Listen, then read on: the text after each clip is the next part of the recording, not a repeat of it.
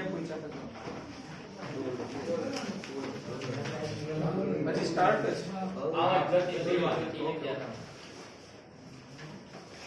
મેં એવું કદાચ ખાલી ઉદાહરણ આપી પૂરું કરી નાખ્યું કે સમયગાળો ચોક્કસ હોય અને એ જ ગતિ માર્ગ ઉપર પુનરાવર્તન કરી રાખે તો એવી ગતિને આવર્ત ગતિ કહેવાય. અને જો કોઈ નિશ્ચિત સ્થાનની આજુબાજુ પુનરાવર્તન કર્યા રાખે તો એને આપણે નામ આપ્યું હતું દોલિત ગતિ.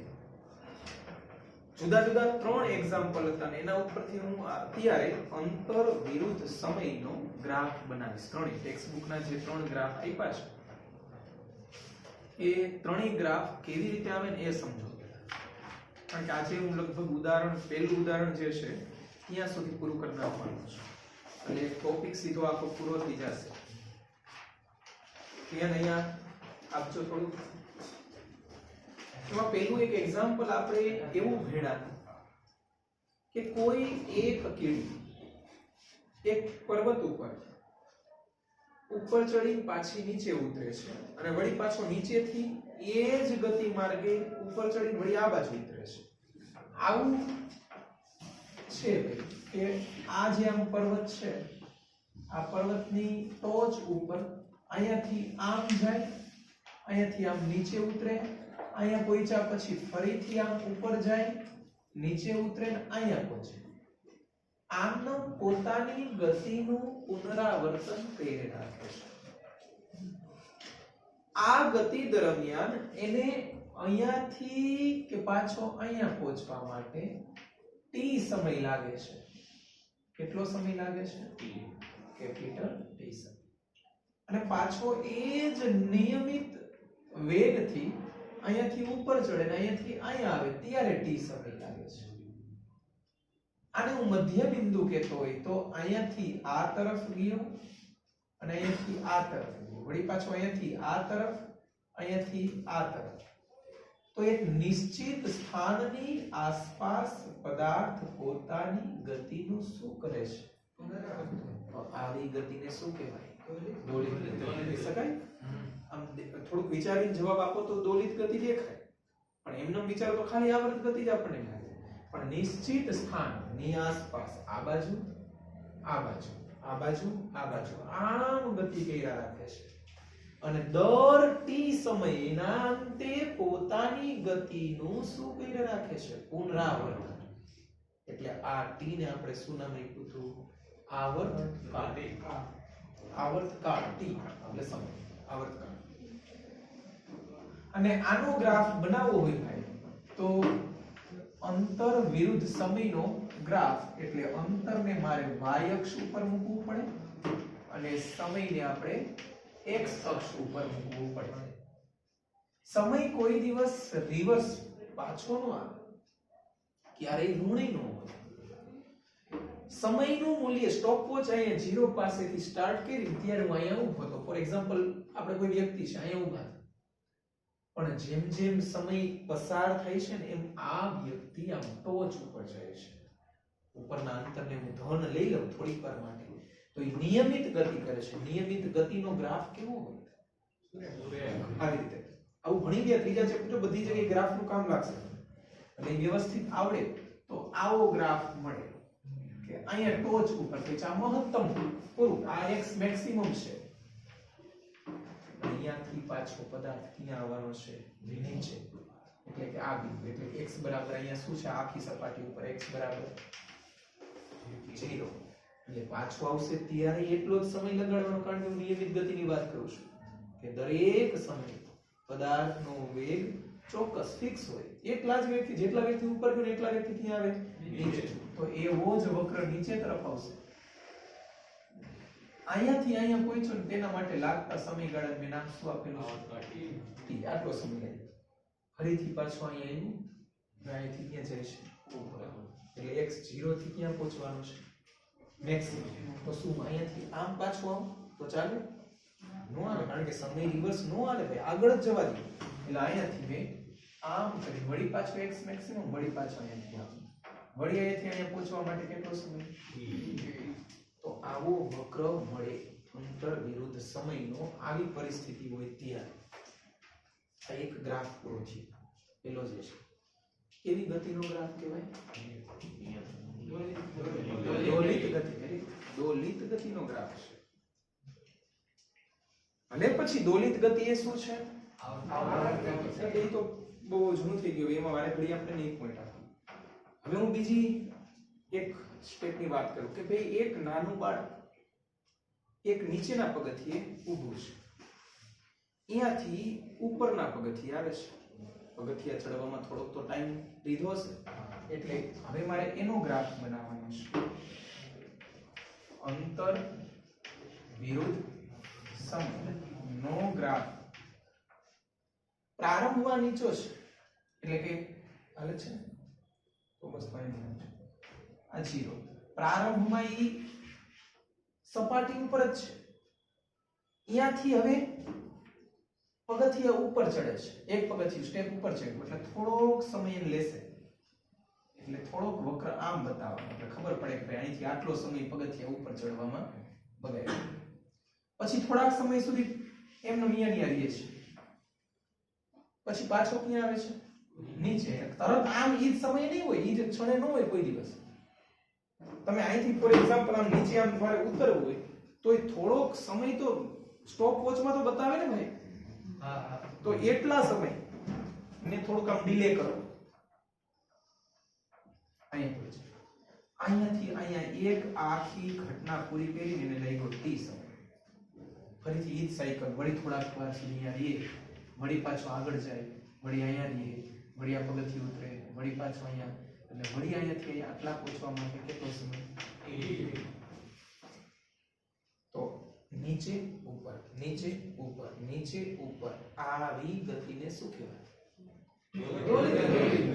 અને આ સમયગાળાને શું કહેવાય સમજે આટલી વસ્તુ બીજી પ્રકાર આમ જોઈને આપણે એમ લાગે ખાલી આવર્ત ગતિ જ હાલે પણ નહીં દોલિત ગતિ જ છે એને હું બધાને શું બતાવું છું આવર્ત કાળ અને એની આવર્ત ગતિ બતાવું છું ગ્રાફ બતાવું છું અંતર વિરુદ્ધ સમય હવે ત્રીજો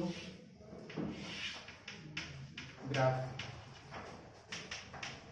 આ અંતર વિરુદ્ધ સમય ત્રીજો એક ઉદાહરણ એવું આપ્યું કે તમારા હાથમાં એક બોલને પકડો પછી યુ જેટલા વેગથી મુક્ત પતન નથી બોલ્યો જો હું કઈક વેગથી આમ ઘા કરું છું મુક્ત પતનને શું કહેવાય છોડવું ત્યારે પ્રારંભિક વેગ શું હોય ભાઈ 0 વેગથી નહીં કઈક વેગ છે ધારી લો યુ જેટલો વેગ છે તો યુ જેટલા વેગથી પદાર્થને આમ ઘા કરવાનો છે નીચે જ્યાંથી તમે ફેંકો છો ઘા કરો છો એ બિંદુને સંદર્ભ બિંદુ માની લો x બરાબર 0 પછી આમ નીચે તરફ જાય તો અંતરમાં શું થાય જો ઘટાડો થાય વધારો થાય આ x 0 છે નીચે તળિયે x મેક્સિમમ છે તો 0 થી કઈ બાજુ જાય મેક્સિમમ જેમ જેમ તળિયા બાજુ જાશે નીચે તરફ એના વેગમાં શું થશે એટલા માટે હું પ્રવેગ કેવો લઈશ ધન વેગ વધે પ્રવેગ ધન હોય ત્રીજા ચેપ્ટરમાં જો વારે ઘડી મુદ્દો આવે અને સૂત્ર લઈશ d બરાબર v0t + 1/2 at2 કઈ તરફ જાય ત્યારે લેવાનું પ્રારંભિક વેગ શું છે v0 ના સ્થાને u નીચે તરફ વેગમાં શું થાય વધારો એટલે મેં શું મૂક્યું પ્લસ કેના કારણે જાય ગુરુત્વાકર્ષણ જો હવે થોડીક વાર પછી ભટકાઈ પાછો ક્યાં આવવાનું હવે અંતર શું થાય કારણ કે મહત્તમ થી શું બનવા જાય 0 હા કે ના હા ધીમે ધીમે ઉપર મહત્તમ ઊંચાઈ વેગ શું થઈ જવાનો છે 0 એટલે ધીમે ધીમે વેગમાં ઘટાડો થયો એટલે કઈ તરફ ઉપર ત્યારે આ લેવાનો સૂત્ર આ જે છે મુક્ત પતન ને ભણ્યું ત્યારે કીધું તો અંતર વિરુદ્ધ સમયનો ગ્રાફ પરવલયાકાર આમ મળ્યો તો યાદ કરો વેગનો આમ મળ્યો તો પ્રવેગનો આમ મળ્યો તો g -9.8 મેં લખ્યું હતું ત્રણ ગ્રાફ પેજ પલટાવતા આ બાજુ હતા ડાબી બાજુના પન્નામાં ત્રીજું ચેપ્ટર હોય તો જો મુક્ત પતન નું ઉદાહરણ હતું કદાચ જો છે પેલો ભાગ છે વિડિયો ભાગ હોય તો જો બીજા છે તો આવો ગ્રાફ પરવલયાકાર અંતર વિરુદ્ધ સમયનો છે બતાવો ક્યાં મુક્ત પતન એવું ક્યાંક આવશે મુક્ત પતન હા છે એ બતાવી સારું જોઈ લે ભાઈ જોઈ લો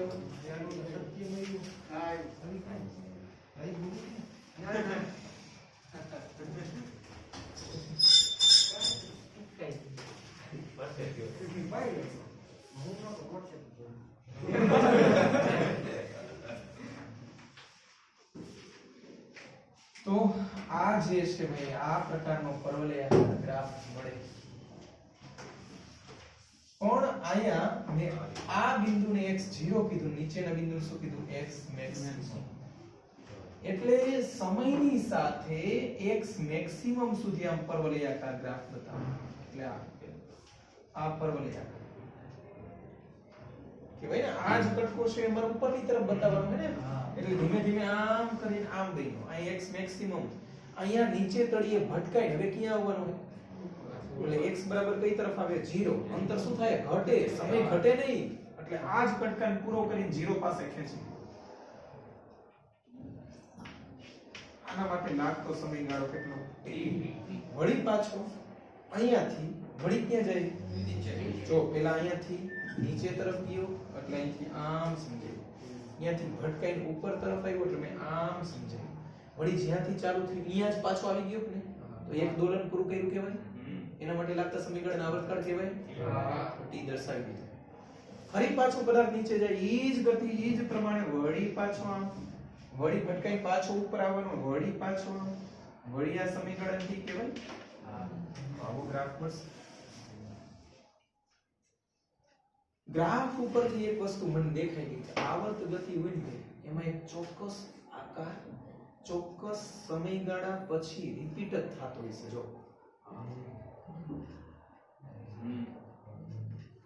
જો રિપીટ આવું છે તો આ આકૃતિ આપણને આવર્ત ગતિ અને દોલિત ગતિ બંનેનું ભેગું ઉદાહરણ કરીને સમજાય પદાર્થ જે બોલ છે આમ ઉછળીને આમ નથી જતો યાદ રાખજો મધ્યમાં સ્થાનની આસપાસ શું કરી રાખે છે દોલન કરે એટલે આ દોલિત ગતિનું ઉદાહરણ છે આમ ટપ્પી પડીને આમ નથી જતો સમજે અહીંયા ને અહીંયા આમ હાથથી તમે એમ કીધું વાંચશો એટલે આપણને સમજાય કે વાત અહીંયાની આમ દોલન કરે છે હવે એક બીજી વાત કરીએ કે ભાઈ આ તો ઠીક હાલો દોલિત ગતિ આવર્ત ગતિ તમને હવે આવડી પણ એક લોલકનું ઉદાહરણ આપણે આપીએ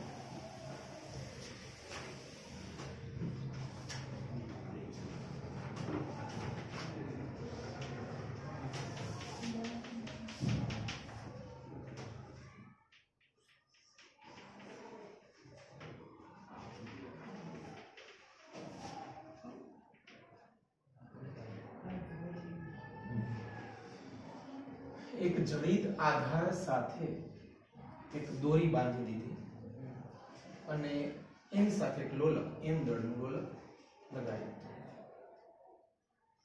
આને જ્યાં સુધી કોઈ બળ લગાડવામાં ન આવે ત્યાં સુધી આમનમ જ રહે છે એટલે આને કઈ અવસ્થા કહેવાય એટલે કે આ બિંદુને હું સંતુલન બિંદુ કહી શકું મધ્યમાં સ્થાન કે સંતુલન બિંદુ અહીંયાથી તમારે આ લોલકને આમ પકડી આમ કરી અહીંયા મૂકવાનું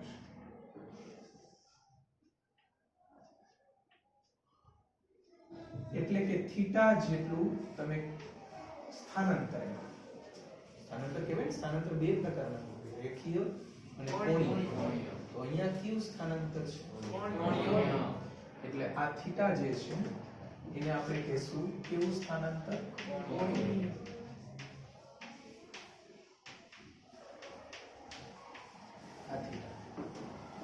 હવે આ પદાર્થને મેં અત્યારે આમ પકડી રાખ્યો છે મેં બળ આ બાજુ આપ્યું એટલે પદાર્થ આમ ગયો ન્યૂટનનો નિયમ તો જળવાઈ પણ જેવો આ લોલકને અહીંથી આમ છોડી દઉં બળ નથી આપતો હું ખાલી શું કરું મુક્ત કરું છું મુક્ત કરવું એટલે અત્યારે એનો વેગ શું કહેવાય હું છોડીશ એટલે શું કરશે અહીંયા નહીં રહેશે કઈ તરફ ગતિ કરશે આમ હા ક્યાં બિંદુ તરફ આ તરફ બળ મૂકે છે, આમ ગતિ કરીને અહીંયા અટકી જશે ને, અહીંયા અટકી જાય, આમ જશે અને વળી પાછો અહીંયા પહોંચવાનો છે, વળી એક ક્ષણ માટે અહીંયા વેગ સુધી જશે અને સ્થાનાંતર શું થયું કહેવાય? મેક્સિમમ. અહીંયા શું કહેવાય? વળી અહીંયાથી આમ પસાર થશે અને અહીંયાથી કઈ દિશામાં બળ અનુભવશે? ગમે ત્યાં હોય ને બળ એના ઉપર ક્યાં અનુભવે છે? એટલે આવી રીતે આંદોલન કરે છે અને બળ દરેક વખતે સંતુલન બિંદુ તરફ અનુભવે છે. આ હું કે તમે કે કોઈ પૃથ્વી લગાડતું નથી, તો આ બળ પદાર્થની અંદરથી ઉત્પન્ન થાય. તમે આમ ખેંચો ને એટલે પદાર્થની અંદર તમે જેમ જાજુ આમ ખેંચશો એમ પદાર્થની અંદર બળ એ જાજુ ઉત્પન્ન થશે અને આ બળ છે એ બળને હવેથી આપણે પુનઃસ્થાપક બળ કહેશું. કેવું બળ? પુનઃસ્થાપક બળ. પુનઃ એટલે ફરીથી, સ્થાપક એટલે મૂળ સ્થિતિમાં લાવવા માટે. કે અહીંયા હતો ભાઈ એને હવે સિમ્પલ વસ્તુ, તમે ઘરેથી આવ્યા સાંજે ઘરે જ જવાના હો, અત્યારે રાઈતે કઈક જઈશો ખરા?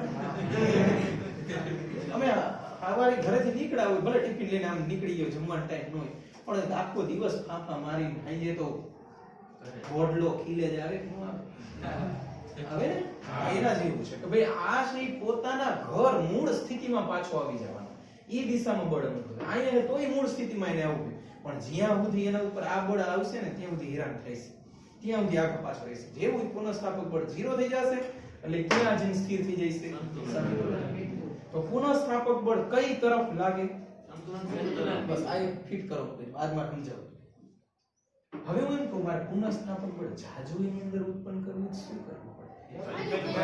વેરી ગુડ, જાજુ ખેંચવું પડે, જાજુ સ્થાનાંતર કરાવવું પડે. એટલે કે પુનઃસ્થાપક બળ F એ સ્થાનાંતરના કેવા પ્રમાણમાં? કહી શકાય એવું? જેમ જાજુ ખેંચશો અને સ્થાનાંતર થયું થીટા જેમ જાજો થશે, 20 ડિગ્રીનો ખૂણો આપીને છોડી દો તો થોડું ઓછું થાય, 40 60 90 થી આમ કરીને ઘા કરું રૂમ ભૂ થાય કે? તો આના ઉપરથી એક વસ્તુ ફિટ થઈ ગઈ ભાઈ, પુનઃસ્થાપક બળ છે ની તમે કરાવેલા સ્થાનાંતરના સમપ્રમાણ. અને કઈ તરફ? અત્યારે આવું યાદ રહે. બીજું એક ઉદાહરણ આપ્યું,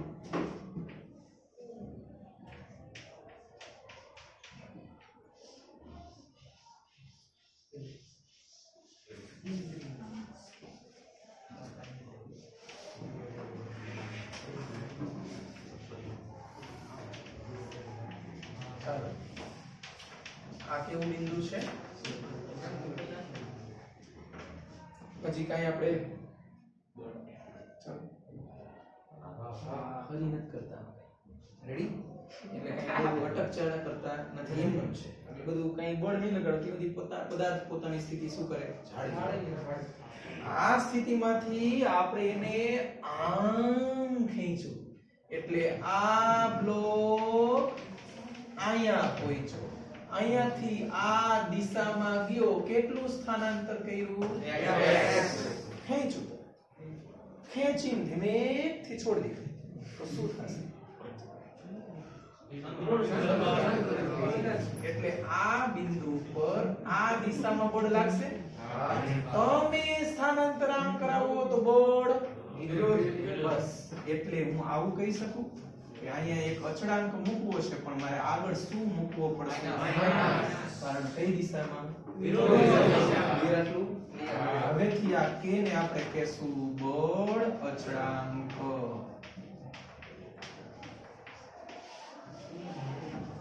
F બરાબર -k. હું આખું પુનઃસ્થાપક બળ વિશે બોલું છું કે કોઈ પણ પદાર્થ પર લાગતું પુનઃસ્થાપક બળ એ તમે કરાવેલા સ્થાનાંતરના સમપ્રમાણમાં અને એની વિરુદ્ધ દિશામાં હોય. તમે સ્પ્રિંગને આમ ખેંચશો તો સ્પ્રિંગ તમને આમ ખેંચશે, તમે આમ દબાવશો તો એ આમ ધક્કો મારશે.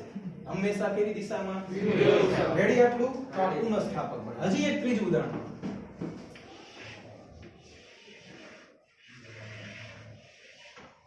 એક લખોટી અહીંયા પડી ભાઈ હાલો કેવી અવસ્થામાં છે એટલે કેવું બિંદુ અને મારા તમારા જેવા આ બાઉલને આમ આમ કરીને મૂકી દઈએ એટલે આ લખોટી આમ વહી ગઈ અને અહીંયા પહોંચી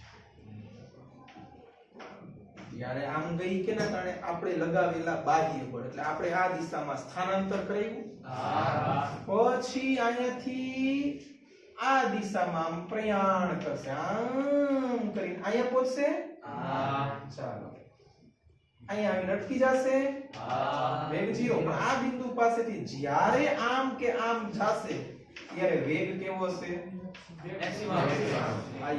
સંતુલન બિંદુ પાસે સ્થાનાંતર 0 હોય પણ વેગ કેવો હોય મેક્સિમમ અને દરેક સ્થાને તમે ચેક કરશો તો પદાર્થ ઉપર લાગતું પુનઃસ્થાપક બળ પદાર્થને કઈ તરફ લાવવા પ્રયત્ન કરે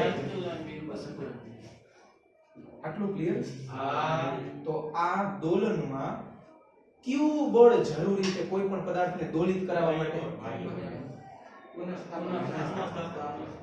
આ હોય ને તો દોલિત થતી એટલે દોલન કરવા માટે કેવું બળ આવશ્યક છે હાલો એ શું છે પુનઃસ્થાપક બળ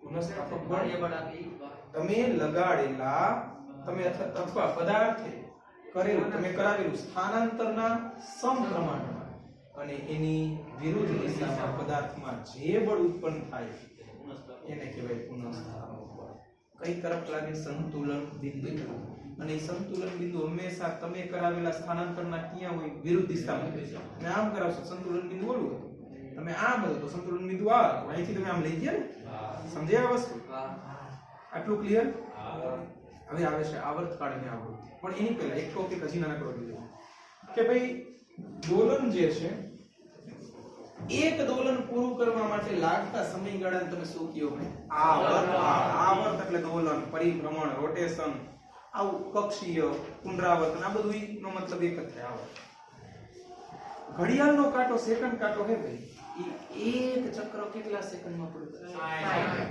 મિનિટ કાંટો કલાક કાંટો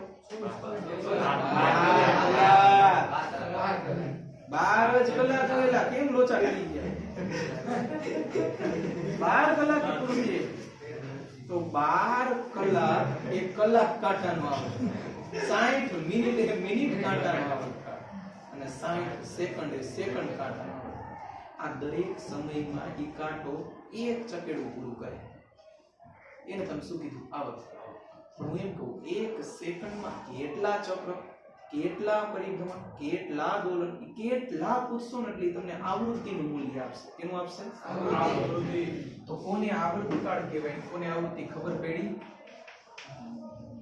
વ્યાખ્યા આપી દો આવર્તકાળ એટલે એક પરિભ્રમણ માટે લાગતો સમય બસ આ સાદી એક દોલન બોલો દોલનની ભાષામાં કહો તો એક દોલન પૂરું કરવા માટે લાગતા સમય જો એમ કહું કે એક દોલન 30 સેકન્ડમાં પૂરું કરે તો એ આવર્તકાળ શું થયો 30 સેકન્ડ હું એમ કહું કે એક દોલન માટે ખાલી 2 સેકન્ડ લાગે તો સમજ્યા વસ્તુ જેને આપણે શેના વડે દર્શાવશું કેપિટલ ટી ખાવો જોઈએ આવર્તકાળ અને પછી બીજું આવે છે આવૃત્તિને હું શેના વડે દર્શાવીશ f ટેક્સ્ટ બુકમાં નિયમ લખેલું હશે અને શું વચાય નિયમ રેડી આવું લખેલું હશે પણ હું આને જ દર્શાવીશ f જ સ્મોલ f આવૃત્તિ એટલે એને ઇંગ્લિશમાં ફ્રીક્વન્સી કહેવાય એટલે હું f લખીશ કારણ કે 12 માં f જ આવે છે પણ ટેક્સ્ટ બુકમાં બધે નિયમ લખે હું નિયમ એટલા માટે નહીં લઉં કારણ કે વેગને હું આવા જ દર્શાવું છું v જેવું છે અને નિયમનો સિમ્બોલ એ v જેવો જ લાગશે તમને જે બે ભેગું થશે ને તઈ ગોટાળા અને આ ચિત્રમાં બે ભેગું આવશે એવું નહીં કરતા આવૃત્તિ એટલે ફ્રીક્વન્સી શેના વડે દર્શાવજો બધા એક જ રાખજો જોવા માટે તકલીફ પડશે બધા જ આવૃત્તિને શેના વડે દર્શાવશે હવે આવૃત્તિ છે એની વ્યાખ્યા હું કરું છું કે એક સેકન્ડમાં કેટલા દોલન કેટલા પરિભ્રમણ કેટલા ચકેડા એને કહેવાય આવૃત્તિ ઘણા એવા સાધનો એક સેકન્ડમાં જાજીવાર દોલન ઘણા એવા છે કે ધીમે ધીમે દોલન તો જે જાજીવાર દોલન કરે એની આવૃત્તિ કેવી કહેવાય એક સેકન્ડમાં હું એમ કહું કે એક પદાર્થ 20 દોલન પૂરા કરે. એક પદાર્થ એવો છે કે એક સેકન્ડમાં ખાલી 2 દોલન પૂરા કરે. તો એ બે માં આવૃત્તિ કેની વધારે છે? 20 એક સેકન્ડમાં 20 વખત. તો જે દોલનની આવૃત્તિ વધુ હોય ભાઈ એને હવેથી આપણે દોલન નહીં કહીએ. શું કહેશું? કંપન. અને જેની આવૃત્તિ ઓછી એને આપણે શું બોલશું? દોલન. હિંચકો કેવું કહેવાય? દોલન. પણ હું એમ કહું કે ગિટારનો તાર ધરતી કંપ કહેવાય ને. ધરતી કંપ. પાણીમાં રચાતા જે ઓલા છે એને શું કહેવાય? કંપન. પાણીમાં ધ્રુજારી તમે આપી છોડી તમારા સ્પીડમાં જાય, આમ ગણી ન શકો કે